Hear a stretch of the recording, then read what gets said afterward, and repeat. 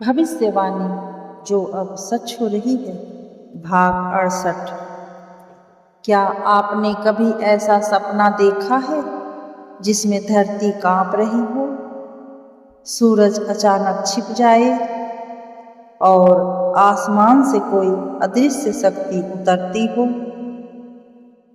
ऐसी भविष्यवाणियां अब केवल ग्रंथों में नहीं बल्कि आज की दुनिया में सच हो रही है। और इस वीडियो में हम उस रहस्य का पर्दाफाश करेंगे जिसका संकेत हमें वर्षों पहले मिल चुका है। ऋग्वेद के ऋषियों ने हजारों वर्ष पहले लिखा था, जब कलयुग अपनी चरम सीमा पर होगा तब एक चमत्कारी शक्ति प्रकट होगी। उसका प्रकट होना विनाश और उद्धार दोनों का संकेत होगा। यह भविष्यवाणी आज कई देशों में घट रही घटनाओं से मेल खा रही है। जैसे जापान के समुद्र में अचानक पैदा हुआ भंवर, अंटार्कटिका में खुलते रहस्यमयी दरारें और हिमालय में एक अदृश्य कंपन जिसे वैज्ञानिक आज तक समझ नहीं पाए। पिछले कुछ महीनों में हमारे चैनल पर हजारों लोगों ने अपने सपनों को साझा किया। उनमें से 347 लोगों ने एक जैसी बात लिखी। उन्होंने देखा एक चमकती हुई स्त्री आकृति जो अंधकार के बीच से निकलती है, हाथ में त्रिशूल, माथे पर तीसरी आंख और मुख से निकला एक ही वाक्य, अब समय पूरा हो चुका है। ये कोई सामान्य सपना नहीं था, यह एक सामूहिक चेतावनी थी जो एक भविष्यवाणी को दोहराने आई थी, जिसे महालक्षण संकेत कहा जाता है। पश्चिम बंगाल, काशी और असम के कुछ तांत्रिक साधकों ने कुछ दिन पहले एक गुप्त साधना की थी, जिसमें माँ बगलामुखी, माँ काली और माँ तारा के आगे याचना की गई, क्या अब पृथ्वी पर कोई बड़ा बदलाव आने वाला है? जवाब आया, संग्राम शुरू हो चुका है। जिसे देख नहीं सकते वह भी हो रहा है, जिसका भय नहीं है वही बच सकेगा। क्या इसका संबंध आने वाली वर्षा ऋतु से है या किसी अदृश्य युद्ध से? भारत, नेपाल, भूटान की सीमाओं पर अचानक हुए ऊर्जा परिवर्तन को सिर्फ भूगर्भ वैज्ञानिक नहीं बल्कि आध्यात्मिक साधक भी महसूस कर रहे हैं। बिहार के गया जिले में एक साधक ने तपस्या के दौरान देखा सूरज और चंद्रमा आपस में टकरा रहे हैं और उनके बीच एक अश्वेत शक्ति प्रवेश कर रही है।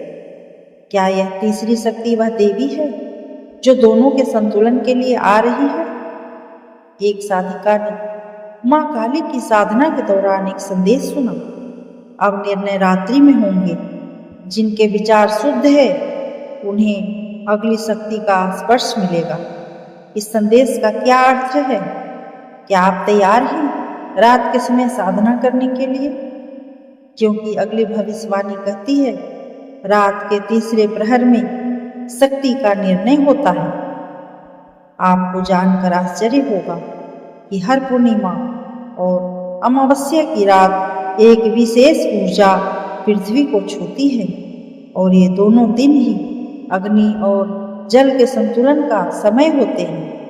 भविष्यवाणी कहती है, जिस दिन पूर्ण चंद्र और सूर्य दोनों अदृश्य हो जाएं, वहीं से एक नया काल शुरू होगा। हर युग में एक भाग्य विधाता आता है। त्रेता में राम, द्वापर में कृष्ण और कलयुग में क्या वह शक्ति कोई स्त्री रूप में है? क्या वह देवी किसी बालिका के रूप में जन्मी है? भविष्यवाणी कहती है, वह नदी किनारे रहती है। जिसे संसार साधारण समझेगा वही असाधारण बनेगी।